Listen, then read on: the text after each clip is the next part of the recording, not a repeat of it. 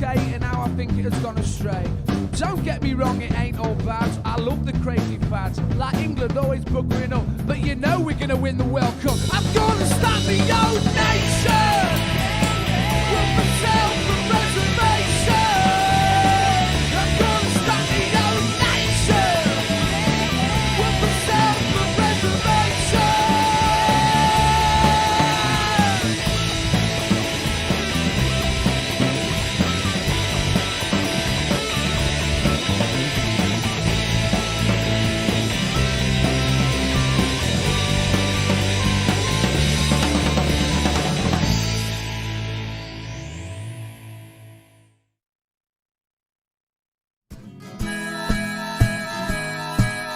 Keep the red flag flying here.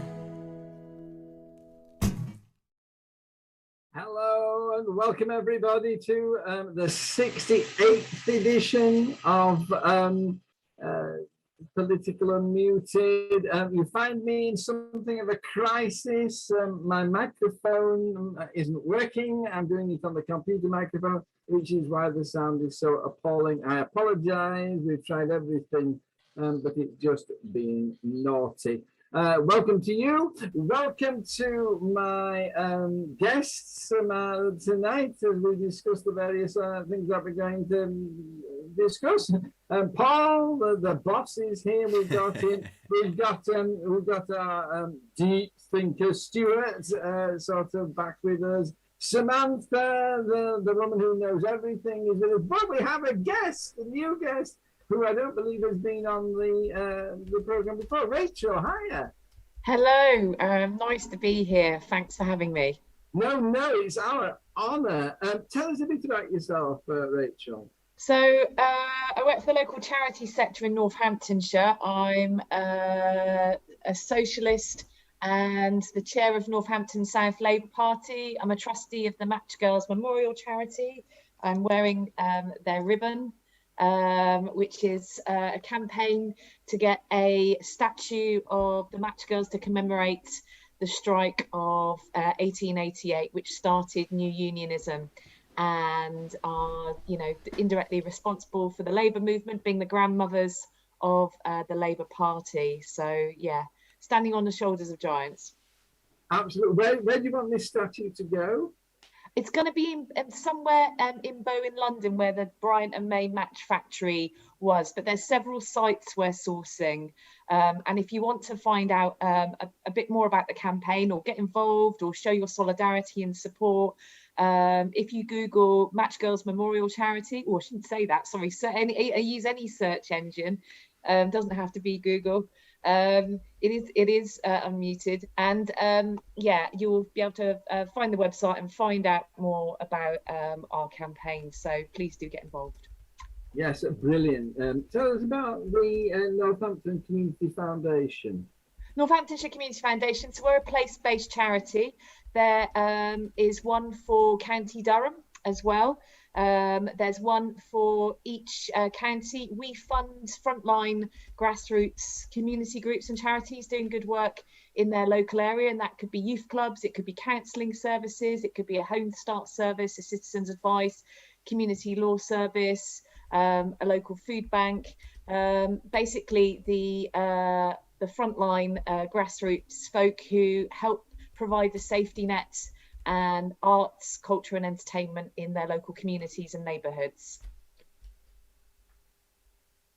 You seem to be very high-powered, Rachel. I'm immediately terrified of your sort of, and you expect great things. It's lovely to have you on the show. Thank you so very, very much indeed. And I can tell listeners from the pre-show chat, we know that Rachel is an expert on the Belarus situation as well. So no doubt there's any pressure on you, Rachel. Sort of fabulous to have you. Thank you so much. I think, Paul, time to go.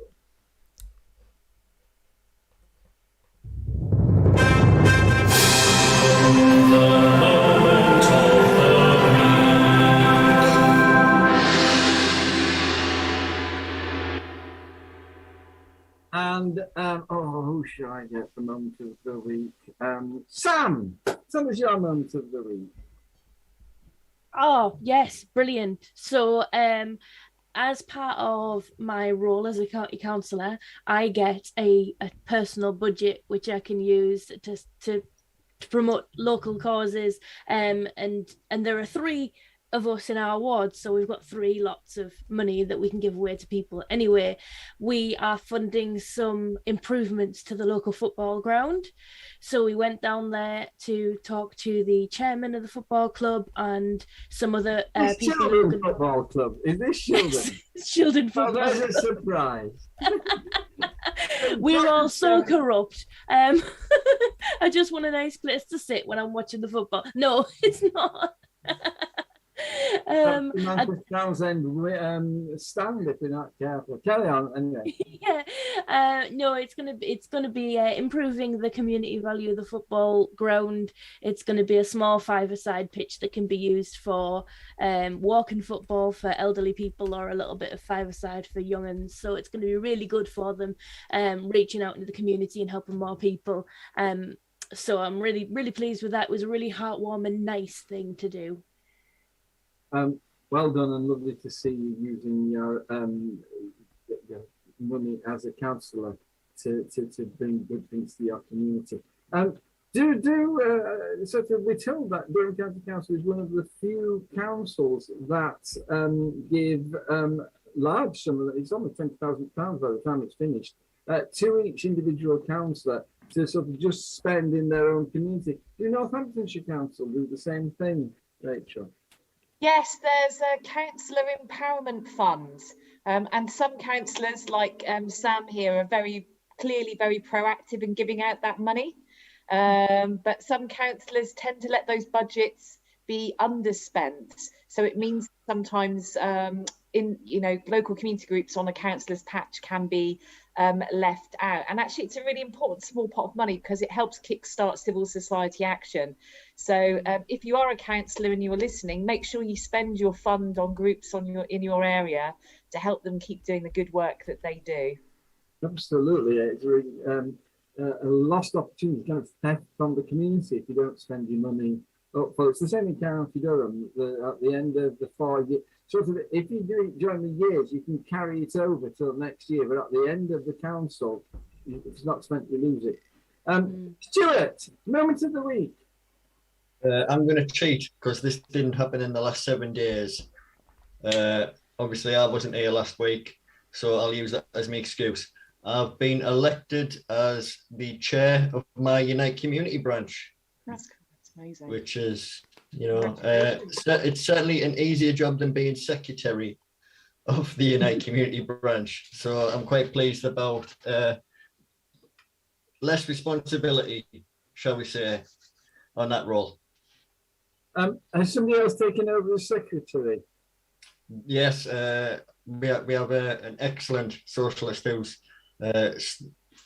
filling the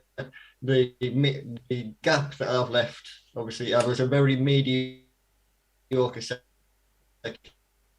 No. I can You're a brilliant secretary. Honestly say that. So I'm quite pleased that somebody with a better skill set.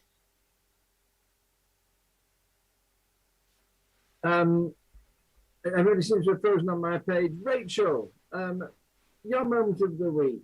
Well, I took the day off today off work because I went over to the Farcott and History Group in Northampton to do a presentation on the Match Girls Memorial Charity and the strike of the history, and just getting opportunity to speak to some of the folk there. And my moment of the week is because finding out what they did during the pandemic to keep everybody going. So the committee basically gave each other a group of 12 people who they kept in regular contact with during the pandemic. So members, particularly retired and older members of that history group, still got a friendly phone call once a week from a committee member from the Farcott and History Group. And it's just a testimony to all the small groups and charities out there who really supported people during the pandemic, and they really deserve a much larger rescue package, follow-up rescue package of funding to continue doing the good work that they do in their local communities beyond what was handed out last year. So that's my moment of the week, just a reminder about how brilliant people are at the grassroots level, helping out their fellow neighbours during what was a difficult time for all of us for a variety of reasons. Our local church, the curate there, started during the pandemic phoning up his flock, and he phones them up. He phones my wife up every Thursday, and actually the quality of ministry that my wife has been given by her local church was consequently better than ever before. And sort of, so you know, and our own Stuart Sutherland, I know for a fact that during the pandemic, he phoned round all the local Labour Party members on a regular basis, keeping them up. People are being more cared for, sort of particularly isolated people and lonely people, and sort of we've got to try and keep some of those things going, I think. Finally, Paul, moments of your week. So Bertie Auld, one of the Lisbon Lions from Celtic in 1967, died this week, and so mine's football related as well. It might not seem that political to you, but it's really interesting because all of the team were born within a 30-mile radius of Glasgow, which, you know, just you can't imagine that happening anymore. It was a real community feel to them. You know, they lived the club, they loved the club, in a way that I think isn't possible with the way the modern game is. Probably, like, you know, in a way that only grassroots football feels now, but on an international stage. So they were the best team in the world in '67, and and one of those legendary players died this week. So I thought I would wear my Celtic shirt from '67. It's not an actual '67 one; it's a replica. I don't have a genuine shirt. That would be good, wouldn't it, if I did? But I don't. But yeah, I thought I'd mention that, especially given, you know, the way Celtic was set up and the way it was founded to feed poor children, poor Catholic children in the area, but they never restricted themselves to not having only Catholic players. So a very, you know, inspirational story behind that team, and people should go and find out about it. Thank you, Paul. I think you wouldn't be able to afford an original 1967 shirt. No. Can I apologise to the people who are saying that the sound is very poor? My microphone isn't working today. I don't know why. Zoom just refuses to recognise it. And I'm noticing that one or two people are freezing. It's just the system and the internet as it is today. I'm so sorry to everybody. We have an absolutely fabulous lineup and so many important things to say as we go to our big story. Now it's time for the big story. And the big story by decree. I'm afraid there's been an awful lot of decree, chairman's decree on tonight. I'll make it more populist next week, but we're discussing the COP26. And I think I'm going to start with Stuart, if it's all right, please. A death sentence. Thomas Joseph of the Hoopla people of California declared it a death sentence. But Johnson calls it the beginning of the end of climate change. Sort of success or failure. What's your judgment, Stuart? Abstract failure. I mean, clearly it wasn't recognised. You know, the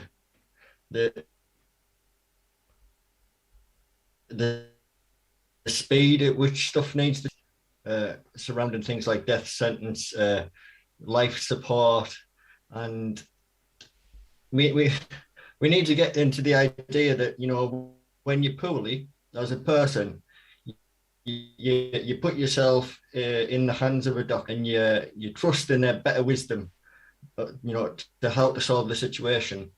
And what we need to do is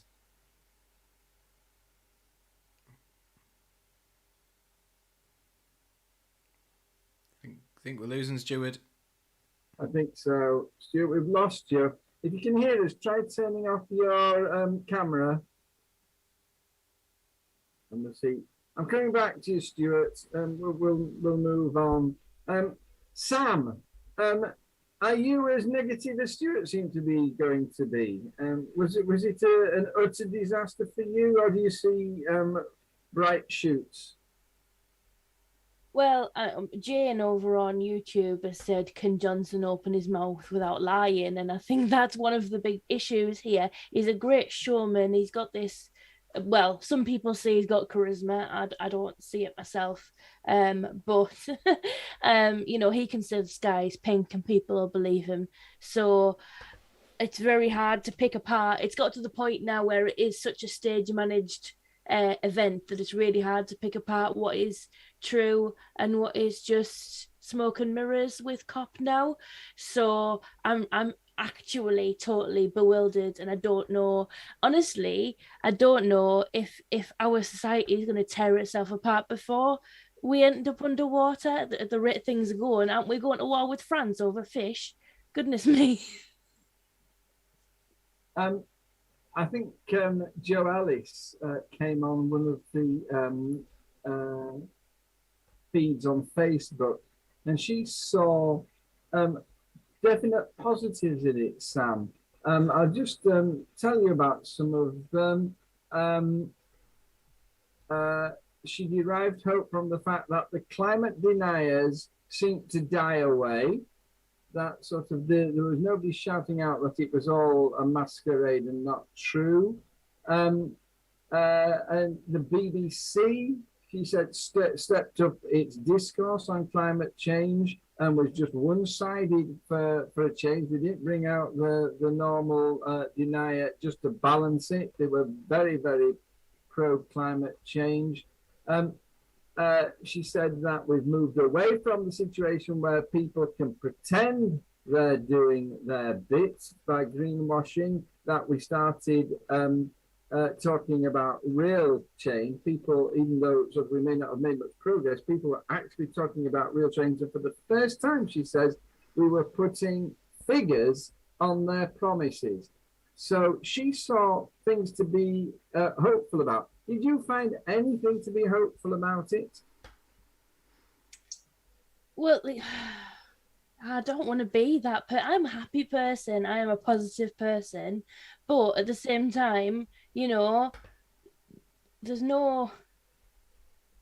there's no one to enforce these figures, right? There is no overarching body who is going to keep everyone in line. And the way that, like I said, the way the country's at the moment, the way the world's at the moment, if we did have somebody whose job it was to keep everybody in line, we'd all end up at war with each other. So I think I'm very worried about that.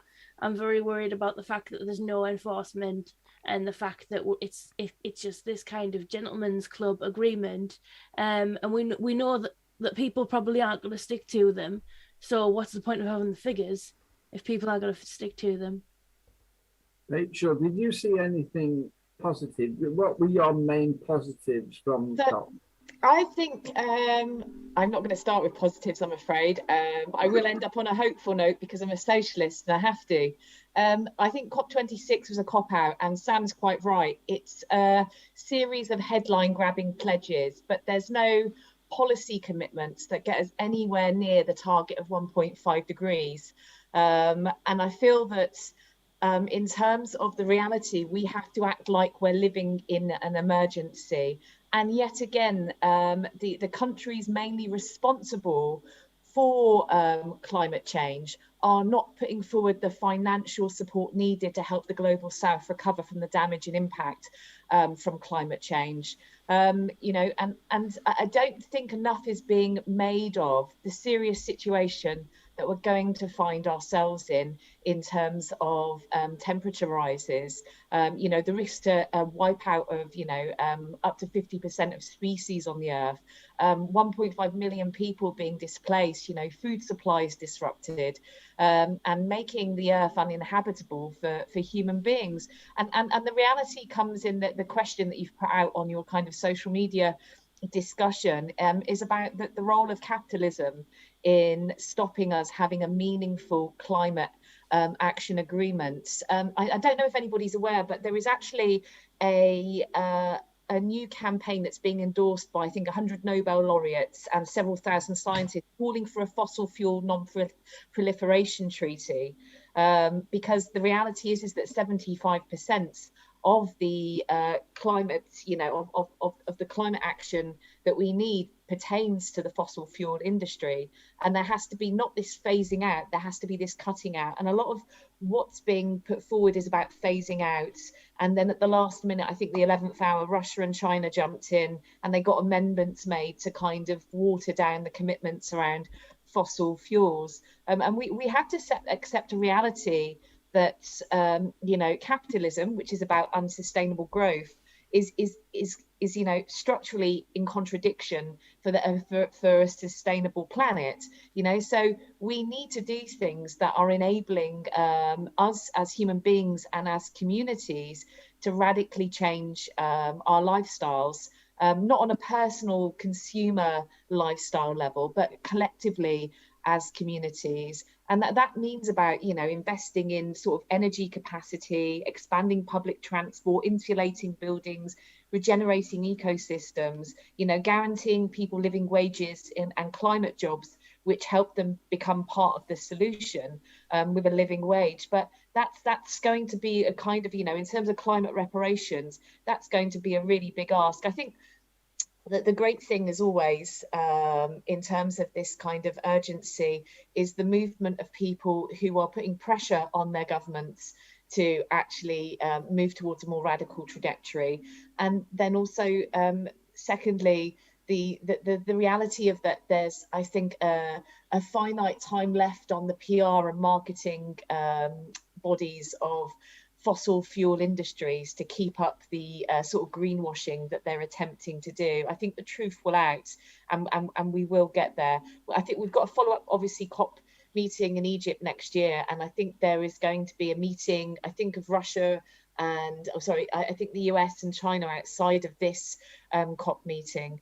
But I do think there is hope for climate reparations, but I think what's come out of COP26 is the need for more radical policy that's legally embedded rather than just non-legally binding pledges. I'm going to chase you on I'm going to take you back and chase you on a couple of points that you raised, if it's all right. The first one is I realise that as socialists, what we basically would be saying is that capitalism is the cause of it all. Raping the earth in order to make a quick profit is what has brought us to this position. But now we sort of, do we not have to face the fact that the size of the thing is beyond governments? Governments are just not powerful enough to be able to accomplish this. And one of the things that came out of COP, you'll remember, is that the finance industry pledged to use their £9 trillion worth of investment to focus on green industry away from fossil fuel industry. Now, do you not find, I mean, is it not the case that we can't do this without the support of capitalist industry, given the fact that is the embedded system? I think there's a couple of things there that I'm going to pick up on, and one of them is about structural inequalities within our communities, and that needs to be taken into account alongside greening, because I think there is a real issue with the fact that nobody talked about COP26, about taxing the wealthy. And I think one of the ways that we stop future inequality is by having a maximization on what people can earn, because then people stop aspiring and sustaining lifestyles of the rich that include, private air flights, investing in fossil fuels to maximize their profits. That's what will contribute to a more radical agenda. So I would say that alongside commitments and pledges and policy action from COP26, we also have to look at radical policy that ensures social justice, particularly for the global south, who have been massively impacted by climate damage and change. So I think a global wealth tax is something that should be part of that deal or should be considered, but it's not being spoken about. just very quickly, Rachel, before I move on to Paul, two things I want to just suggest to you. One, this Tory thing that came out of it, and it was repeated over and over again, that we need to continue with fossil fuels to make the money to pay for green change, for green development. That we need to continue fossil fuel use if we're going to be able to afford the green industrial revolution. What's your immediate, and two quick answers, please. Sort of, what's your reaction to that idea?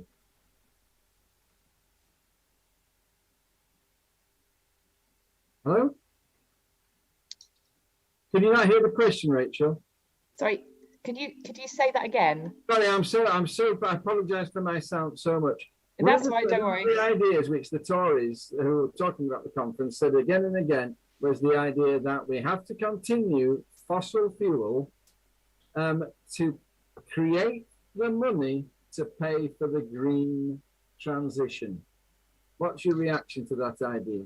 Utter nonsense. It's just, their lobbyists and paymasters are involved in the fossil fuel industries. So they are the corporate marketing front of those industries and saying what's needed to be said. We know that we can phase out fossil fuel. This other idea about carbon neutralize, developing new technologies as well, so that we can carbon neutralize and carry on with the fossil fuel industries, forever, is also nonsense. We're not going to be able to develop that kind of technology on a mass scale, and it makes far much more sense to invest in alternative technologies and energies that are much safer and sustainable for ourselves, our communities, and life on Earth. Now, one of the big things in this area, of course, is carbon capture and storage, and the Tory mayor of Middlesbrough is making a big deal of that. So are you saying basically that that's a blind alley? Yeah, absolutely. And it's appeasing business rather than looking at this being a global emergency for humanity. It's appeasing corporate interests. So it's taking a capitalist sort of ongoing capitalist structure to try and solve a problem that was caused by capitalism. You can't solve a problem with a problem. One last challenge, Rachel, and you're doing really well. Thank you so much for allowing me to subject you to a grilling online. What would you say to the person who says that you're trying to when you talk about a just transition and equaling up society, you're trying to tag a socialist agenda onto the climate change, and that thereby you endanger the climate change issue by trying to tag that on as an extra to the change that you're trying to accomplish as regards climate. What would you say to that? Well, the climate is political. You have to capture political power in order to force the level and speed of change that we need. And socialism is based on two key tenant issues which relate to climate action being able to happen swiftly. And that one of them is around social justice and inequality, and the other is putting people above profit. Thank you. Perfect answer. Sophie, you can come again. Paul, quickly, some of the failures that you noticed, some of the negatives that you would want to share. Okay, I'm going to focus on and Rachel's referred to this a little bit, and it was that kind of the last minute thing on coal. So there was a last minute change in the wording on coal. What they decided is they were going to phase out coal by very soon, and then that was changed to phase down at the last minute. Now, what Alex Sharma made, it was India who proposed this, because India are heavily reliant on coal because the other ones like oil and gas are more expensive infrastructure wise in order to keep power. Now their carbon footprint per person is much lower than many countries in the West. They're developing and they're saying, well, we've got coal, and why are you saying that you can continue using oil and gas in any way you want, but we need to phase out coal? So we want to phase down coal and try and reduce it, because they're in the difficult position. They aren't being offered anything financial. The countries in the global south weren't offered any financial incentives to try and move away from this. And Alex Sharma made them propose this from the floor, But America and other countries were able to do their changes to the declarations in secret. And their things were protect the oil industry, protect the gas industry. This is what they're on about. Like, Biden's just opened up a new, like, the biggest oil field that has been opened in years and years and years on the back of this. You know, like, if we're really trying to phase out fossil fuels, why open this massive, this massive oil field, much bigger than Trump, who was very pro-oil. So like, it's false promises, and Alok Sharma in the end was crying, going, "Oh, this is awful what India's done." But actually, you know, why focus on just coal? Why not focus on everything? And this is the problem, isn't it? This is the problem with capitalism. Now, this ain't that thing you mentioned earlier on about where they're going to get the money from. What do you mean? Like, oh, they're going to get the money from? Are you talking about a resource there? You're talking about getting the money out of the ground in oil, and that gets transferred into money, because money's just like a piece of paper, or it's just like it's just numbers on a screen. If they want the money, if they try to use human resources in order to create a more sustainable world, then that would be much better. There was far too little focus on sustainability. That was the problem. Like, at the end of the day, we're going to have to consume less, and that does not fit in with capitalism. The perpetual growth model of capitalism means that you will forever have to use more resources. So what we have to do is use fewer resources. And the other thing is the greenwashing of everything, saying, oh yeah, we're going to offset the carbon by planting trees. That's no good for someone in the Amazon. That's no good for the indigenous people of, like, Mexico and so on. All these people who are having their lives utterly destroyed because their trees are being, because it's not like one tree isn't equal to another tree. A tree that stood for like a couple of 100 years in the Amazon is not equivalent to a sapling that's been planted in our local community. You know, these are not the same things. Yet we see this greenwashing thing. Offsetting carbon use, it shouldn't be net carbon. It should be carbon zero. It shouldn't be net carbon zero, because what we'll see is the rich countries will say, oh yeah, we'll planted trees here and there and stuff, or we'll do some carbon capture or whatever. That isn't going to be enough. We need to consume a lot less. Thank you, Paul. I mean, one of the things talking about this is they've done a survey, and they found that actually individuals in the West, it isn't governments, it's individuals, are just not willing to change their lifestyles sufficiently. I mean, how do you address this issue? It's another thing. It's another ridiculous thing that says, oh yeah, this is actually individuals' fault. This isn't the fact that, like, the top 100 countries create 90% of the climate change. It's actually your fault. You know, you could be doing more. You on your, like, you know, when you go to work and you struggle along and you do what you can and you buy the food you can afford and you can do that. Actually, you shouldn't be eating meat. You know what I mean? Like, you know, you're poor. You shouldn't be eating meat. It's for the rich folk. That is where they go every single time with it. They try to blame everyone. So they try to blame India, the poor people. They try to blame ordinary people who can't make the difference themselves. You know, we can't make the massive oil burning, the conglomerates, change their policy. There's nothing that individual people can do about that apart from collectivise and tell them to stop and not accept it. But most people just live their lives in the way that they can. And everything else, everything really at our micro level is not going to make the difference that is needed. We need nations to be leading the way on this. We need collectives to be leading the way on this. Because, like, how many people can just go and say, oh, I'll tell you what, I will not get my energy from coal. There are ways to pretend that you do it. So my energy firm that went bust, apparently it was all like, it was all renewable energies. It wasn't really, is it? It's all just from the national grid.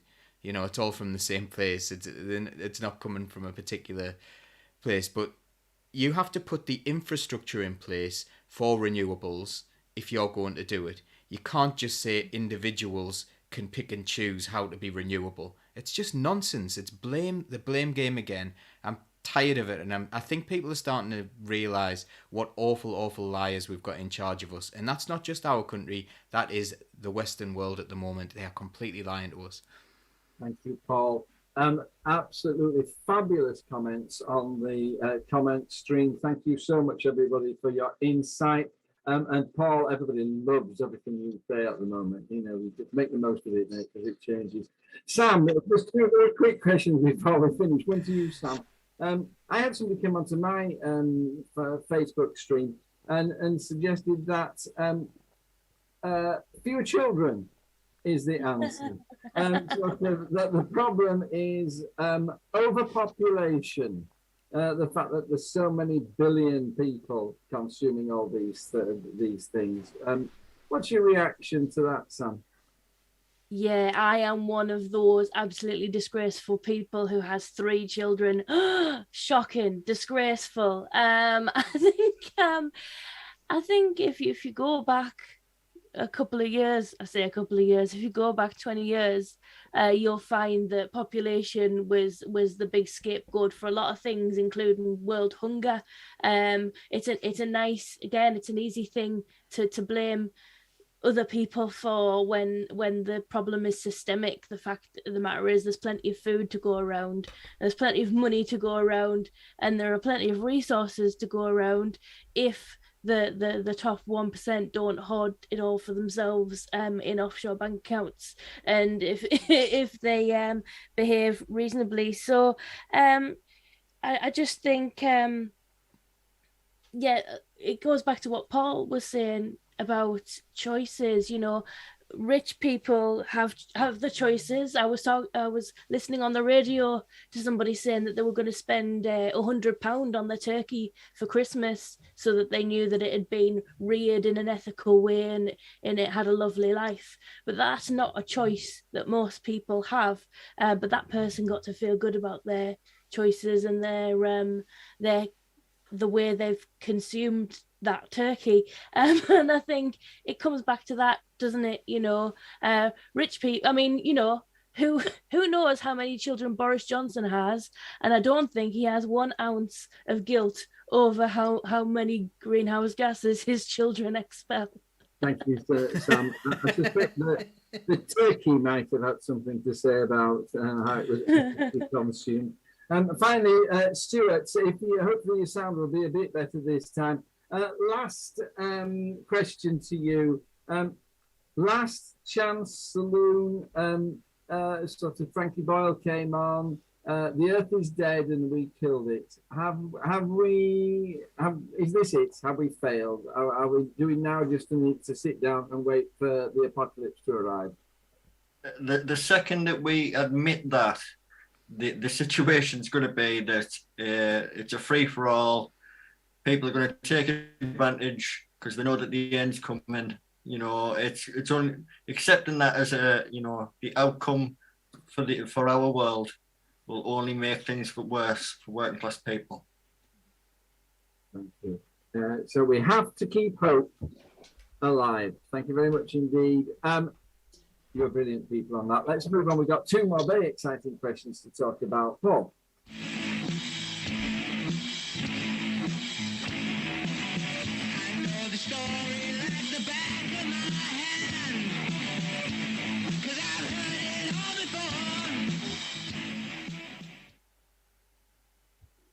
Thank you. My second question, people, was occasioned by a thread I got dragged into where somebody had put up a picture on Facebook of a rainbow poppy and had said things along these lines. These are their words, not mine. That you have your own Pride Month.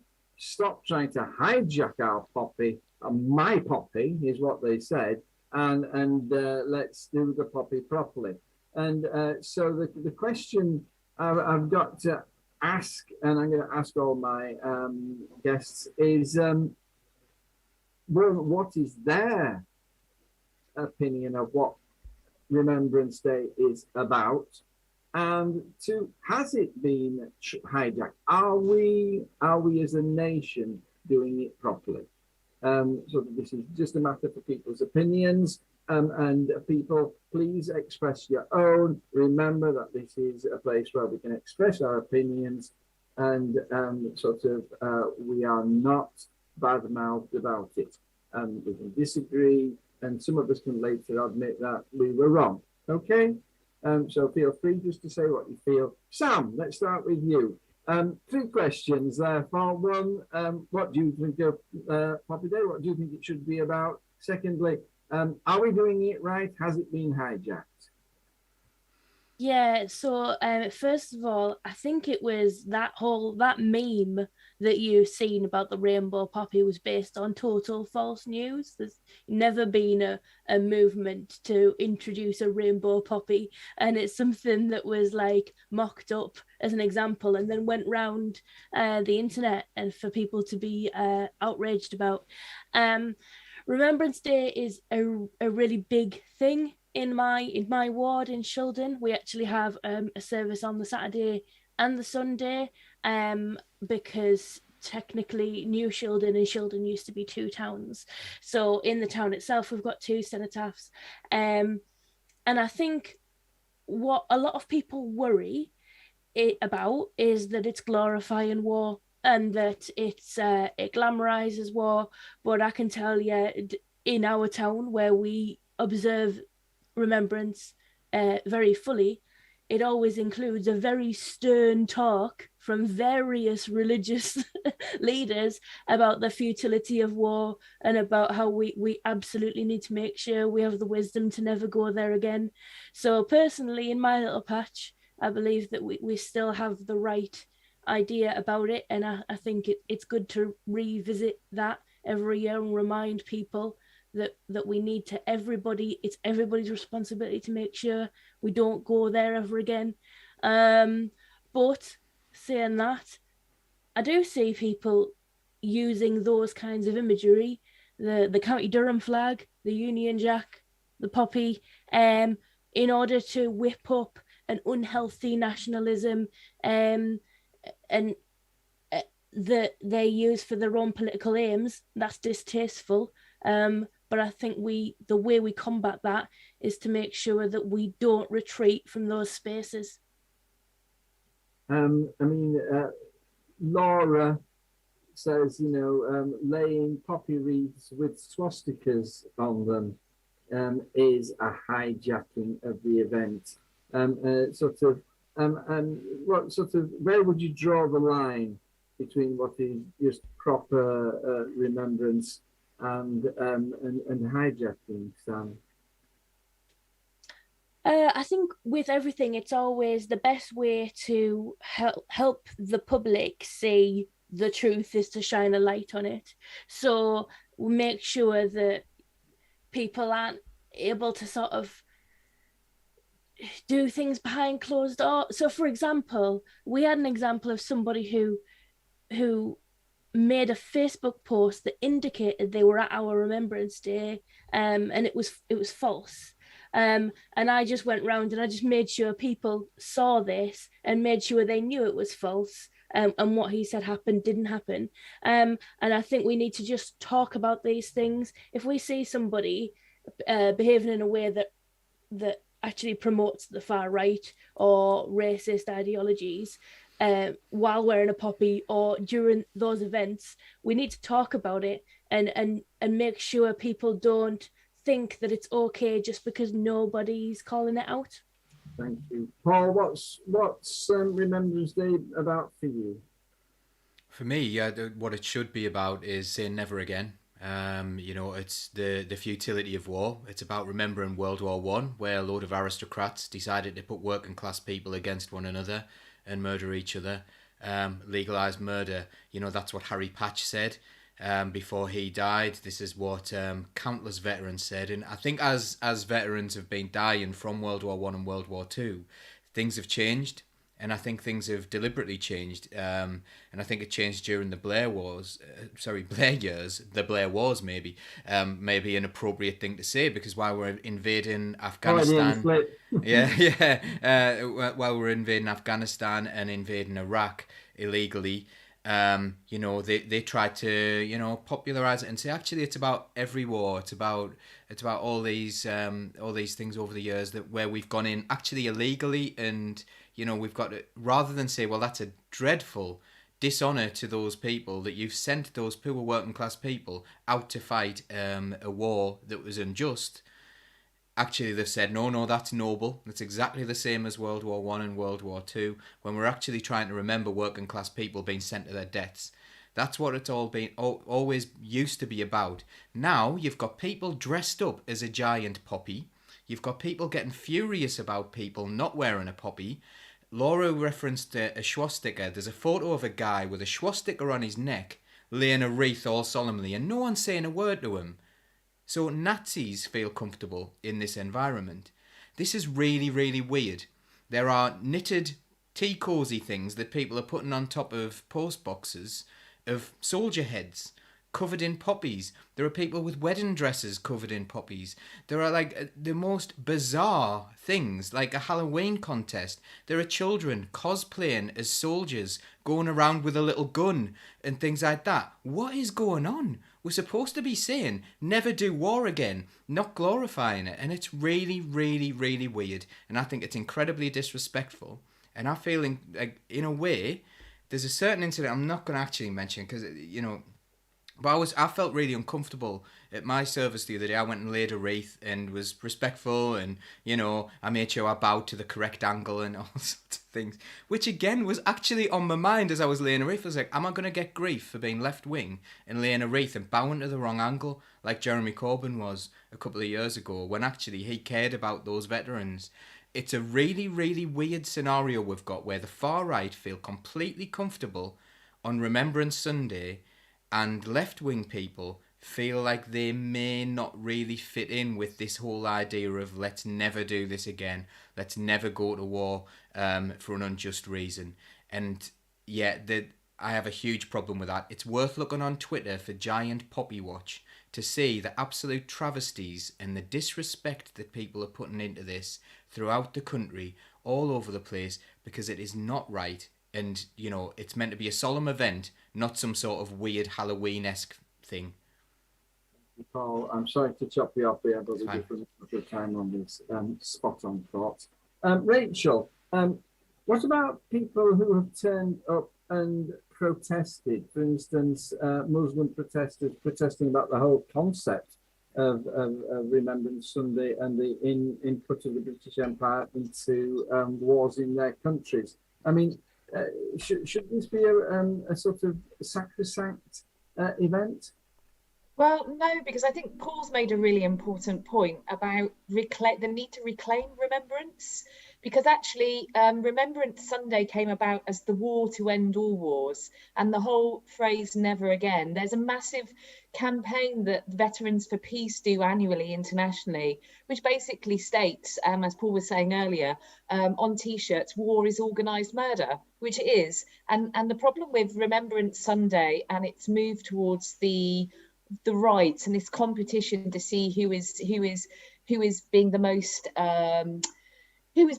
patriotic, who is being, you know, the most whatever by wearing a poppy, actually it romanticizes what it's about, alongside this weird commodification of the poppy to generate money and create you know, profit for people on that day. This weird merge of consumerism of the poppy and also romanticization into a fascist agenda means that people are losing out on the reality of Remembrance Sunday is to promote peace. It's to say never again. We will never have young men and young women be forced to go into that situation and die en masse for no particular reason. And all of that's lost. It's actually a romanticization now of that. And that message has been lost. So I think protests that are put forward, like Veterans for Peace and the White Poppy to promote peace and remind peace, are actually really important challenges and counter arguments to what's happened to Remembrance Sunday. But actually this kind of cultural fascism that Paul was talking about, where you're walking to show respect, but you're being really mindful of being watched and observed about how you do that. None of that should matter, but it does, because it's all this performative. It's performance. It's not. There's no substance. It's a performative gesture now, and it's empty. Thank you, Rachel. I'm so sorry to be rude. Okay. Thank you. We're running out of time. Stuart, by the way, absolutely agree with you. Stuart, so should we bring in a white poppy for peace, or is this sort of is there room for a red poppy? How do you see all this event? Yeah, I still see the red poppy as a, that's a poppy for peace. Like, I wear a poppy basically all year round, a very small pin badge one, because for me, like, Remembrance is a year-long thing. It's a working class issue. Predominantly the people who die in wars are working class people. And the things that we're trying to remember are that wars cost, us, our communities, people that we love, their lives. They go off and they don't come back. And it's also about remembering what these people are going to return to. They obviously had dreams and aspirations of the kind of world that they wanted to live in. And we have some responsibility year round to ensure that these people who go and, protect us on our behalf have the kind of world that they want to live in, peaceful, secure lives. And that's very much a working class, class issue. So for me, the poppy as it is a peace poppy. But I absolutely agree. Anybody who wants to wear a white one, if they want to wear a purple one for service animals, I have absolutely no issue with how people wear their poppy, when they wear their poppy. I think it's about what we want for people and what we want for the world. Thank you so much. We have run out of time, people. We had one last topic, which was the Belarus crisis. I'm just going to ask Paul to talk about it. I'm sure he'll be able to talk for 4 minutes about it. It'll be difficult to shut him up, I would imagine. I apologise to my other guests that I don't think I'll have time for your opinions on this. Paul, just tell us about what's going on and what you think about it. Okay, so this is about the Belarus government have apparently been given people who were refugees from Syria, a lot of them Kurdish, and saying, look, if you get to our border, we'll let you into the EU, we'll let you into Poland, and so there have been suggestions that the Belarus police have been cutting the border fence to allow these refugees into Poland. Now, Poland has a far-right government, and so does Belarus, and this is like kind of a right-wing thing where they're arguing over where these people end up and how these people get into the EU or whether or not they do. Now, what's worrying to me is the UK have gone to strengthen the fence. They've sent some troops over to strengthen the border fence. And the situation seems to be escalating and developing. I've just seen 2 hours ago, tensions escalated after shots were fired on the Poland-Belarus border. So it appears to actually be a conflict where the Polish people the Polish military are firing at the refugees, at these people who've fled war. Now, Poland's within the EU, and I was saying just before we came on, I found this quite appalling. That remember the whole argument about it's racist to leave the EU. It's like, there was a lot of people who were considered to be racist because they voted to leave the EU. Well, this is what the EU are doing to refugees, and the EU know about it.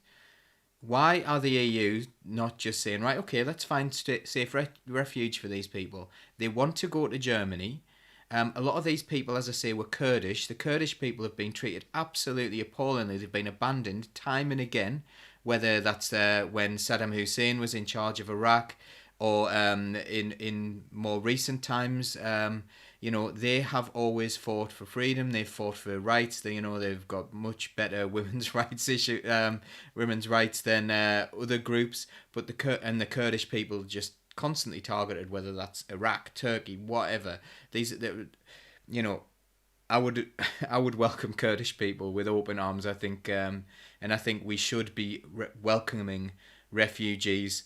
These are genuine refugees, people who have no choice in what's happened to them. Western wars have caused them to not have a home, and they've come to the EU to try and seek refuge, and they have found themselves a member of the EU firing on them. I find this absolutely appalling, and also there is some talk, there's been some talk this week that this might actually trigger a war, with Russia siding with Belarus and the UK and others siding with the EU, and actually escalating tensions and things like that. And you just think, what, over people who you've destroyed their homes, you've destroyed their homeland, you've left them with nothing, they're refugees, and now you're going to start a war in Europe over this, or in like, you know, towards you. Well, yeah, it is in Europe. Honestly, I can't believe that people would accept this. I would hope that people would be kind to refugees, but that is not on the agenda whatsoever at the moment. Thank you, Paul. Some thoughts there. People, if you have any thoughts coming out of what you heard Paul saying, with some horrific things that he said, the main one for me being that we're the one who caused this refugee crisis, you know, and sort of now we're getting upset that it's blown up in our faces. If you have any thoughts about it, put them into the comments, and Sam may want to continue this discussion in the second half of the show. She may have other things that she wants to float before you. Sort of that's the end of it today. Can I thank my team? Rachel, you are absolutely wonderful. Thank you so much. You must come on again, please. Thank you so very, very much. Solidarity, Rachel. And to the normal crowd, you know how wonderful it is for me to be able to turn up and listen to you express your opinions week after week after week. It is the privilege of my week. Paul, Sam, Stuart, thank you so much. What we're going to do about now, people, is what we always do. We're going to listen to Joe Solo for 4 or 5 minutes. We're going to go and recharge our glasses with water and whatever we're drinking. And then sort of we'll be back where Sam takes charge of it, and sort of Rachel, we're a bit more relaxed about what we say, and sort of a bit more get ourselves into hot water. We let our tongues run a bit freer, and sort of and we take what you have to say and your comments and share them with the world. Thank you so very much for watching us. Hope to see you in 5 minutes. If not, see you for our 69th episode next week. Bye bye. God bless. My name is Jack Atkins and I'm not afraid, and I live and die by this vow that I've made. The only good fascist, a dead one, they say, and around the rear we are. When I first left all them months ago, told him I'd come not to kill but to cure. Well, for an ambulance driver my shot's pretty sure, and around the rear we are.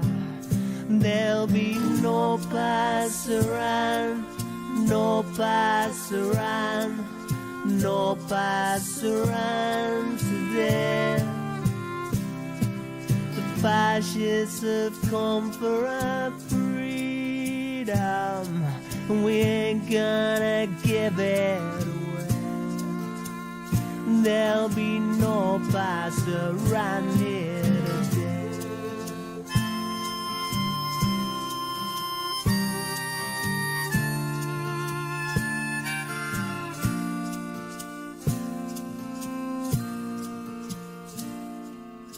I told my mother, now mother, be strong, for the left way is right and the right way is wrong. And you can stick that on my grave when I'm gone, for I'm a real we are. There'll be no pass around, no pass around, no pass around today.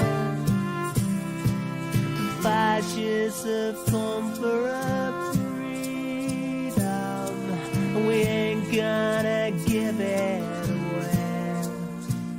There'll be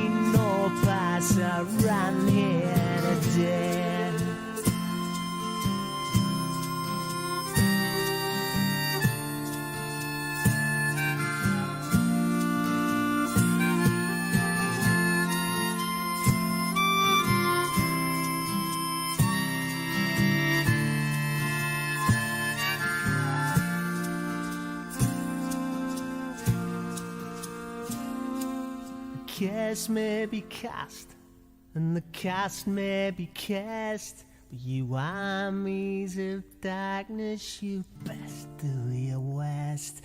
'Cause to win, yeah, well, you gotta get past those first, and around here we are. There'll be no place around, no place around, no place around today. The fascists have come for our freedom, and we ain't gonna give it away. There'll be no pass around here, no pass around, no pass around, no pass around today. No pass around, no pass around, no pass around today. No pass around, no pass around, no pass around today. The fascists have come for our freedom, and we ain't gonna give it away. There'll be no place around here today.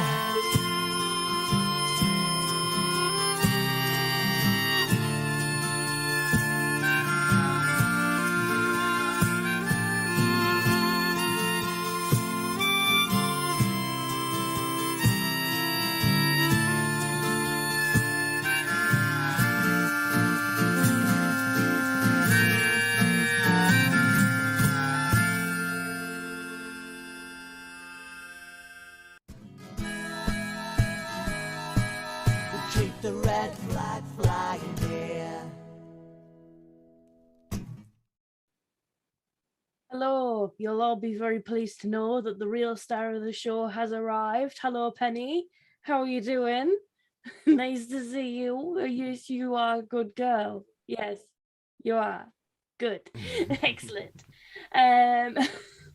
I've put, and the Socialist Think Tank page have both put the link to Giant Poppy Watch in the Facebook comments. Please do go and have a look. Honest, some of them are absolutely bizarre. The best one, from my mind, is the one from the tweet from Rampant TV, which has got a picture of a young lady who is showing her wares quite obviously, and on the phone, I assume that's to indicate she might want to phone you, lucky boys, and she's got a big poppy on, and the caption is breast we forget. Oh my god, stop it. Yeah. It's horrendous. There are some Bobby Dazzlers on there. Bobby Dazzlers. Bobby Dazzlers. Jeez. There's an interesting debate happening in the comments.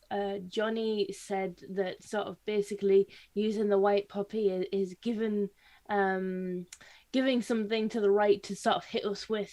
I don't know, like, I am very much live and let live, where whatever colour poppy you want, you know, it's not my place to tell other people how to what. Sorry, I just saw Mark's comment. All right. Yes. Yeah. No. That's on. They will live long in heaven. Oh my god. But I don't know. Like, I don't wear a white poppy, and it's not because I am a very ardent pacifist, and I believe firmly in peace. But I wear a red poppy because it's the red poppy. it's like, I think we can overthink these things, and I think sometimes when we overthink them, then we lose some people along the way. But you know, I'm not the type of person who's going to put any shame on anybody for whatever colour poppy they wear, or however they choose to feel and mourn and process things. Hasn't the white poppy's been around for a really long time? Like it's always introduced as some sort of new thing, but it's been around for almost as long as the red poppy. You know, it's been there forever. You know, like well, in as much as the poppy's been around forever. So, you know, it's something that people can do. I don't like. Surely the whole point of it is so people can do whatever they want and not feel pressured into doing anything and do things because they choose to, not because they think they have to. Yeah. Apparently, also, Neil says, what do people think about Liverpool hosting an arms trade fair last month and then this month being the victim of a terrorist attack? Now, I don't think we're gonna speculate whether those things are linked, but I think what is interesting, and bearing in mind, you know, I live in a very, very white place. In County Durham is a very, very white place. But if you talk to people, they will list immigration as something that they're quite concerned about. But they don't seem to make the link that our foreign policy and that our sort of climate actions are causing the displacement that we're seeing. And they think it's just as simple as closing the borders and turning them back. Is there, how can we get that message across to people, Paul? Is there anything, what can we do to help people understand that, you know, we are part of the problem here? I think people 100% get that. I think if you look back at 2017, during the election campaign there was that awful attack in Manchester, and Jeremy Corbyn came out and he said that you know, we need to rethink our foreign policy. We need to think about how we behave in other countries, and it's displacing refugees. It's causing people to do this, and a lot of people agreed with that. And it's very funny. A lot of people who would probably be classified by a lot of liberals as being very right wing came out and agreed. Yeah, we shouldn't be going into other countries and invading them. There are so many people who agree with that across the political spectrum. So I think all you need to do is say those things and people will go, yeah. Because I actually think there's been a sustained campaign to make you not think about that and not do that. And you really, really have to ignore common sense in order for that not to be your opinion. And you have to have this other opinion shoved very much down your throat. That's just my view. But I think a lot of the time our press are really guilty of trying to sanitize our actions in other countries and in other parts of the world, and not link those two things up. But we do know they're linked. That is not to condone any act of violence whatsoever, of course. I'm not sure whether it's linked to the arms fair or not. I don't think we can speculate. I suppose, you know, who knows?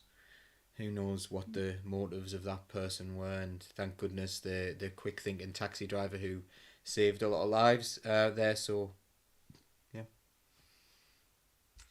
Does anybody else have any opinions on that? On whether people kind of see that we've contributed to the displacement of millions of people? I mean, if you look at Syria, that's probably one of the earliest examples of climate issues, climate change, causing a resource concern, which has then escalated into a resource war that's led to a position. And no, we're going to be seeing more of that in the future unless we get that tackled.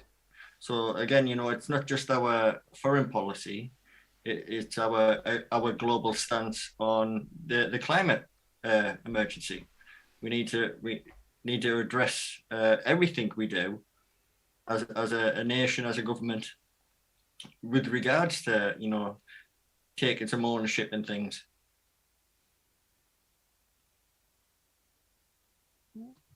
Rachel, do you have anything that you want to say on that?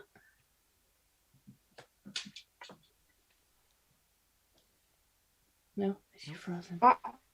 First of all, I think it was great that the kind of, you know, work of the Liverpool community that you know came out in force. My dad and my family are from Liverpool. They now are plastic scousers living in Birkenhead. But yeah, so but in terms of foreign policy, they are, I think, something that gets lost, and the disconnect is one of the things. Again, it comes back to the Poppy idea in a way. Is it's like, do right by our lads, but without thinking about the longer trajectory of that. Do right by our lads for what? Why? How? Are we doing right by them by sending them to war? And what's the meaning of that? What's the implications? And that patriotic pride, and I think that's where a moral compass has to be introduced to foreign policy.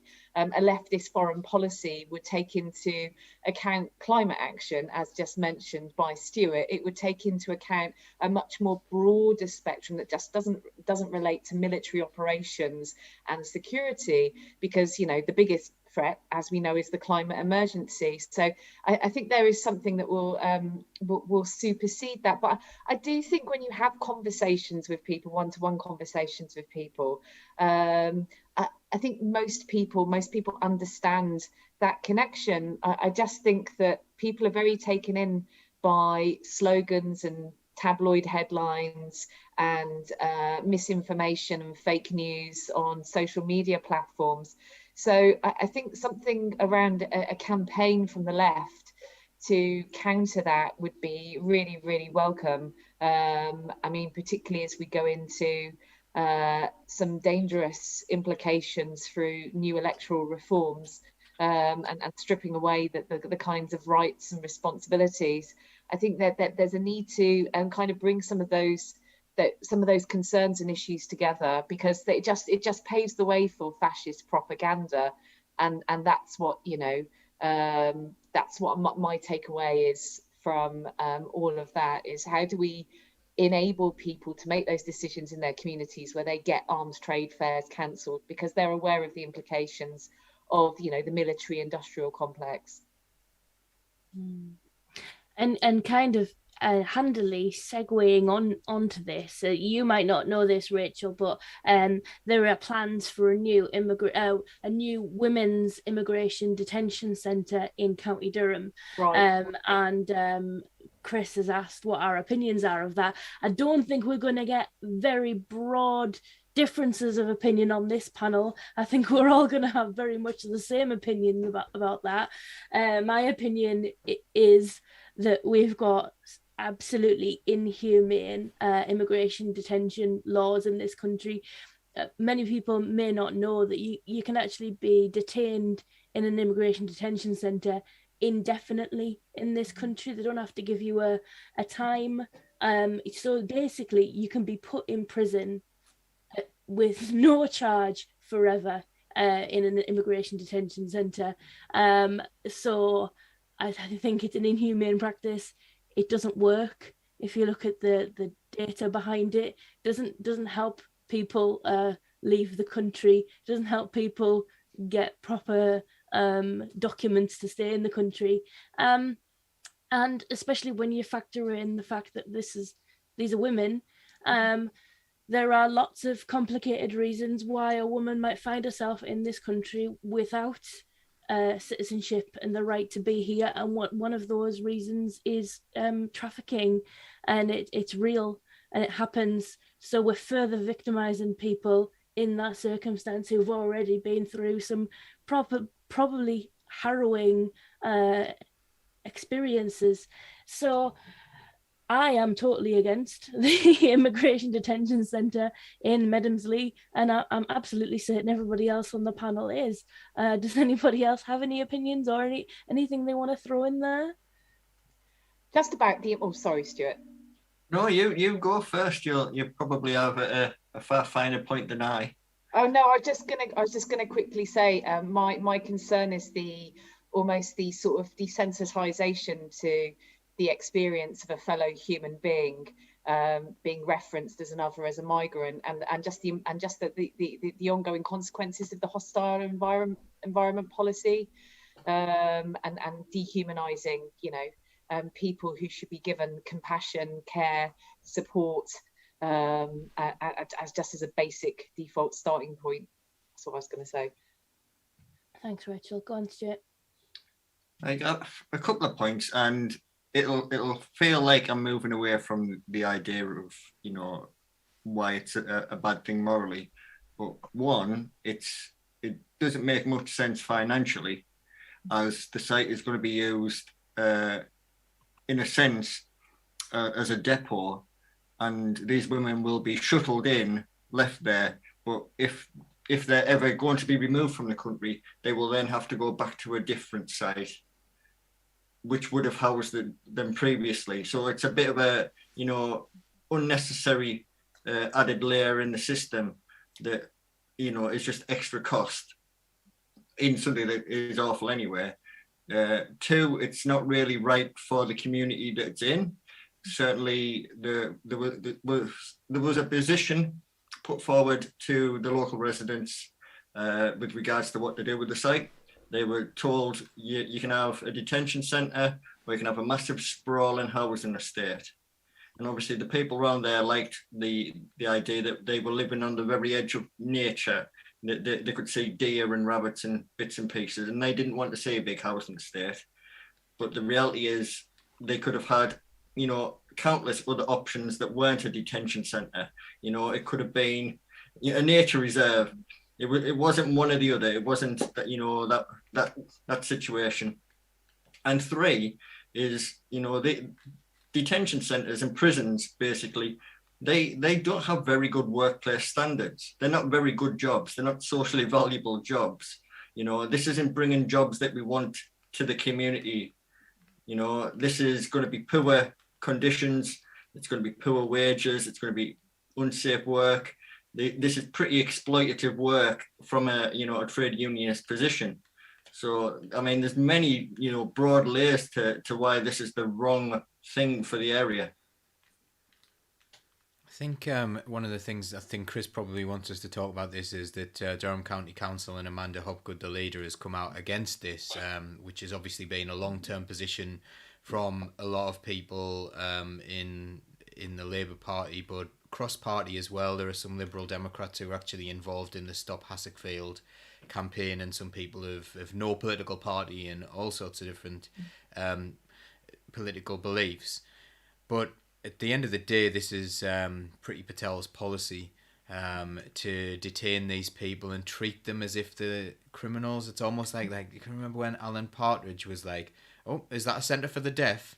They're not deaf offenders, are they?" It's that kind of like really, you know, awful thing, like as if they've done something wrong because they are immigrants, and it's a nasty way to go about things that she's doing. And if I believe the Conservative people in Durham County Council are against this as well, it just goes to show how little influence they have and how disconnected even local people in the Tory party are from the national picture and the way that they're behaving, and how disgraceful Priti Patel's policies are, that even the Tories locally think she's gone way too far, unless it's a bit of NIMBYism, unless they just don't want the detention centre there, but they have no moral objection to a detention centre.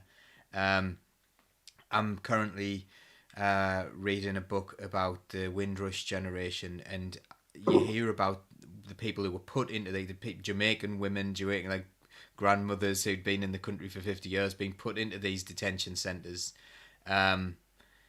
Horrific experiences for these people. You know, start treating human beings like human beings. You know, what are we? What are we supposed to be? What kind of society are we? Are we proud of ourselves for imprisoning people for the crime of trying to have a safe and nice life?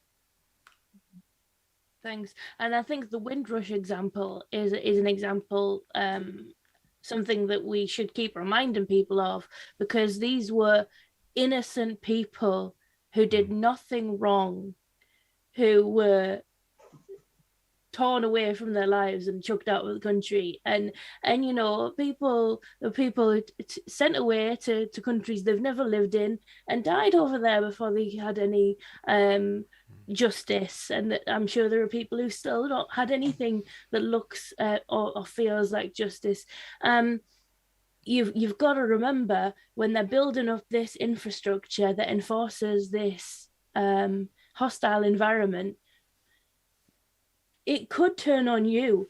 The government is not a stable or altruistic organization. We need to really look carefully and make sure that we're not kind of building these things up which are actually going to turn against us as citizens in the fullness of time. That might sound quite alarmist, but it happened. It happened to British citizens. So who knows what might happen. You got all of these cyber attacks.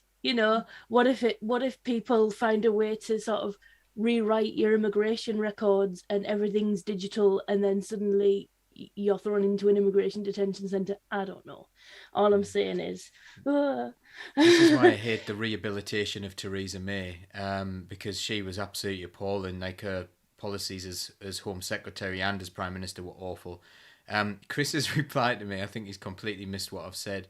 He said, you may say that we, the joint administration, I was talking about local Conservatives. I wasn't talking about the joint administration. So I know that the Liberal Democrats and the Independents really should have no link with this current government and aren't responsible for their behaviour. But, I'm saying that the local Conservatives seem to have no influence over the direction of the government. Nothing to do with anyone else in the joint administration. I'm glad the joint administration are against the detention centre. Was highlighted really recently in the announcement regarding HS2, of course, isn't it? And I think a lot of people who voted Tory in the last election, in the general election, did so because of this feeling that we've been Labour for 100 years and we've just got ignored by government. Let's throw our cap in with the government because they're promising to level us up. They're making us promises. Let's go in with the side that's winning, and then we'll get something out of it that will be listened to. And the simple truth has been that we haven't got Leamside, we haven't got Ferryhill Station, we haven't got anything for Newton Aycliffe Town Centre. Paul Howell has voted with the government loyally on every single nasty thing. He's been voting for them. He's got nothing for Sedgefield, his constituency whatsoever. The end has done slightly better, but it's not government money. And so hang on, they've got a feasibility study for a railway to nowhere. For a train station that goes nowhere. Oh, that's what the £55,000. And sort of, I think that Chris, I think the joint administration is doing in many ways what the Labour Party did when it was in control. It's complaining, it's shouting the odds, it's advancing the county's case, and I think Paul's point was that it is being ignored with the same impunity that Labour was ignored. And the truth is that they've been betrayed and they've been played for mugs. And the people have been saying the right things. We've given them our vote, and carries on as before. The biggest, sorry, something, I need to shut up, but the biggest hoop for me was the concept coming out of Westminster that levelling up is for everyone. The levelling up fund is going to be spread evenly across the country to make it fair. There you are. That's a definition of levelling up that you never thought of before, isn't it? Eh? That was absolutely amazing when they said that. And just for me, she's saying, "Where's the railway to nowhere?" We're talking about the reopening of Ferryhill train station, which is something we campaigned on a long time ago. But in conjunction with reopening like a different train line with the Leamside trail, because we thought that would be a good thing to do, have a new train station, having new forms of travel. Obviously, it would still be ludicrously expensive until we nationalise the railways, but that would be the next plan. But yeah, it's Ferryhill. This is Paul Howell's flagship thing. He saw our campaign and tried to take it on, and now is very popular in Ferryhill because he keeps on saying he wants to open Ferryhill Station, but it's going to go, I think it'll go to Yarm. Is that right? Is that where it goes? Or? The southern end would be somewhere in Middlesbrough. Then it would going north, it would follow the original track up to the far side of Durham, wouldn't it? But not Durham Station as we know it, because that's East Coast Main Line. And then it would need to be joined up to the end of the metro. But again, it's a £1 billion bit of railway. And the government's not being so good on railway funding for anywhere that's not London at the moment, isn't it? I don't know. I've always, I've always seen these HS2 announcements, HS2 for the North, and I've never paid any attention to it because I always thought it's never going to happen. And there we go. It's not going to happen. I just hope that they haven't served any compulsory purchase orders on anybody who is now not going to have a train. No, it's the cancelled the Manchester to York branch, or they're about to cancel the Manchester to York branch. It's just going to get to Manchester and Rotterdam. I do see, Rachel, that they're going to have a big hub in Nottingham. So you might get it coming through Northampton. Does HS2 go? Yeah, we've got Segro, which is one of the companies who are paying their Section 106 funds for their development. So some of those funds have come to Northamptonshire, so that it will partly go through. HS2 will partly go through Northamptonshire. Interesting, isn't it? Going back to COP26 and issues around trees, and then also, travel for the privileged as opposed to the everyday. I was on a train to London, and I sat next to a guy who's having a day off work, and he's a very avid train spotter, and he was going on. This is going off on a tangent, but I'll get to my point, don't worry. He was going off to catch a train then to Reading, because he was going to travel around on these unknown depots of train lines that have been closed all the way to Bristol as part of a tour. And he was just commenting on the Beeching report and, the building of the motorways. And in hindsight, all of these lines that could be reopened for the cost of the HS2 that would make people in rural communities, when we think about the damage that's been done to public bus services, transport infrastructure, that would make life easier for people to get access to work, access to other towns and cities, and not have to kind of be excluded digitally or otherwise because they don't own a car. So yeah, I think scrap HS2 and reopen all of those rail lines that connect communities together, make people's lives easier. Absolutely. And I think one of the things we touched on when we're talking about COP26 is this kind of talk about, it's going to be expensive. It's going to be expensive to go green. And you're like, dude, that doesn't have to be. There are loads of things we can do right now. Make manufacturers responsible for the lifetime of their product, including its packaging. Done. All they had to do to reduce sugar in fizzy drinks was to slap a tax on it, and then suddenly all the fizzy drinks were reformulated. It's not that hard. Include a tax for plastic wet wipes and nappies that are made out of plastic, and you'll find very soon the manufacturers find a different way of doing the same thing.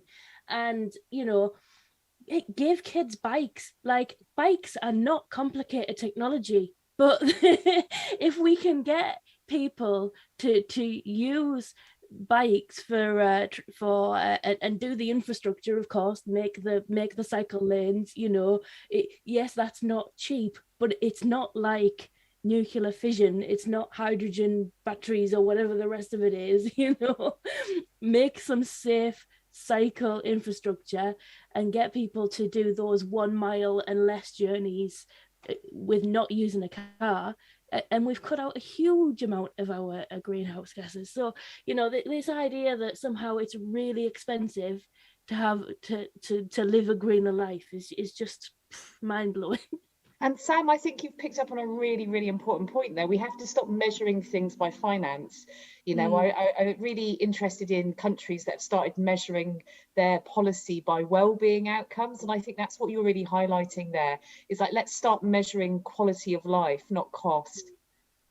Yeah, definitely, 100%. And it's the only way we get out of this trap of constant GDP growth, because it's impossible for us to continually increase our GDP. Yeah, that's it. I think I went GDPE because I've been living in a pandemic for too long. You were getting a little flashback there to school, weren't you, when we said well-being PE? Yeah. It's a way for it's a way for actually right-wing politicians to save a bit of face, because they start to measuring things in a different way, and they can still have numbers that go up. But they can do it without destroying the planet. We can hope. Come on, Boris, that's a great idea. Take it. Stuart, you look like you want to say something.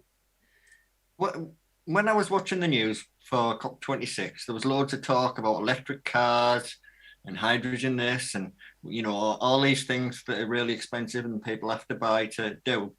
And all I could think about was, wouldn't it be nice if me pavements were nice and Chiltern so people could walk places, right?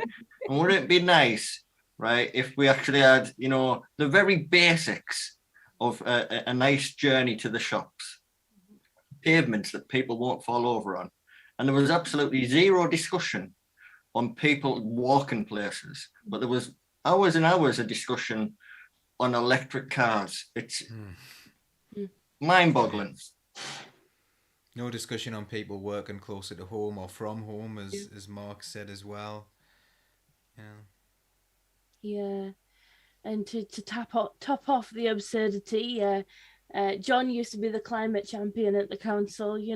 We've got a council that declared a climate emergency, but they're about to close the only secondary school in my town, and therefore require all of our 11-year-old to 16-year-olds to get a car or a bus to their place of education. Where will they have to go?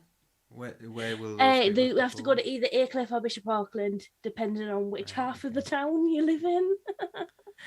Do you know we were speaking about Remembrance earlier on, by the way, Samantha? This is your constituency. I've had reports from Spennymoor that people were doing their remembrancing on the cans. So there were kids buying loads of cans to get drunk for Remembrance Sunday for the service in Spennymoor, apparently. That's depressing, isn't it? Mm-hmm. Kids. And the parents and the grown-ups that are just anyway. Right, I think that's the end. My brain has stopped. Thank you so much, Rachel, for coming, and for anybody who is still watching, thank you for watching. We are on Twitter and YouTube and Twitch and on whatever app you listen to your podcasts on. So if you do find yourself staring at the wall because it's much more informative than the news channels, you can always just pick up your phone and listen to some content that we recorded before now, because it's all on there on the podcasts. It's good I used to do running occasionally, and I used to like to listen to a podcast while I did the running. I couldn't listen to music because I go too fast and then I'd die. But something slow and plodding like this was perfect tempo for me. Who was going to say? Is it Stuart? Were we going to say something? I was just saying, ouch, slow and plodding. Ouch.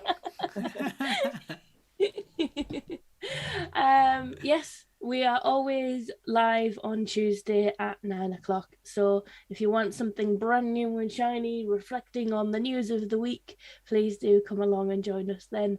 But of course, there are all sorts of fantastic programs on Socialist Think Tank that aren't including me, and they're just as good too. So I will see you all next week, hopefully, and I'll let you go. Okay, bye. Just a little tiny announcement. Tomorrow, me and Dan Lewis are going to play a game together and talk about things. So I don't know how to play the game. I don't know. He told me what it was, but I didn't. It didn't. So we're gonna do just a Twitch only, and we're gonna play a game and talk about all sorts of things. So I don't know if the Liverpool things are gonna come up because Dan lives there.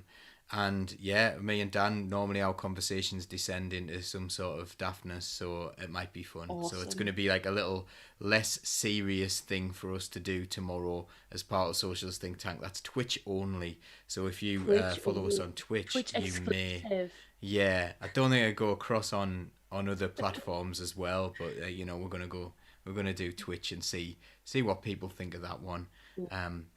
And don't forget to become a member if you want, and donate if you want, but you don't have to. You're exactly the same as one another, whether you donate or not. We just really, really do appreciate donations, but we appreciate appreciate donations of ideas and solidarity and all sorts of other things as well. So money isn't the be-all and end-all. So socialistthinktank.com, join up, sign up, be a member, subscribe to us on everything. Great. Enjoy twitching, Paul. I will be definitely quite twitchy on a game I don't know how to play. So it sounds like it's going to be an interesting night of Dan. And Dan's always really, really class. So we will see him then. Have a nice night, everyone. Bye night. See you next week. Bye. Bye. Bye. All right, Joel.